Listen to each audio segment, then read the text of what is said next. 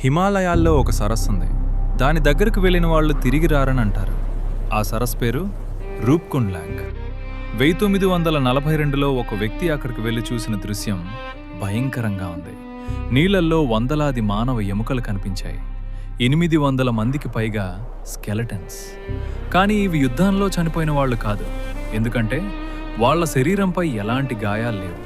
కేవలం తలలపై మాత్రమే గట్టి దెబ్బలున్నాయి. తర్వాత శాస్త్రవేత్తలు పరిశీలించగా ఒక షాకింగ్ నిజం బయటపడింది. పెద్ద మంచు గడ్డలు ఆకాశం నుంచి పడి వాళ్ళను అక్కడికక్కడే చంపేశాయి. కానీ అసలు మిస్టరీ ఇక్కడ మొదలవుతుంది. DNA పరీక్షలు చెప్తున్నాయి వాళ్ళు ఒకే కాలానికి చెందిన వాళ్ళు కాదు. కొందరు 800 సంవత్సరాల క్రితం వాళ్ళు, ఇంకొందరు 1800 కాలానికి చెందిన వాళ్ళు, మరికొందరు యూరప్ నుంచి వచ్చిన వాళ్ళు. అంటే వేర్వేరు కాలాల్లో వచ్చిన వాళ్ళు. అదేవిధంగా అక్కడే చనిపోయారు. ఆ ప్రదేశంలో అసలు ఏముంది? ఎందుకు అక్కడికి వెళ్ళిన వాళ్ళు ఇలాగే చనిపోతున్నారు? ఇది ఇప్పటికీ పూర్తిగా ఛేదించలేని ఇండియాలోని అతిపెద్ద మిస్టరీలలో ఒకటి.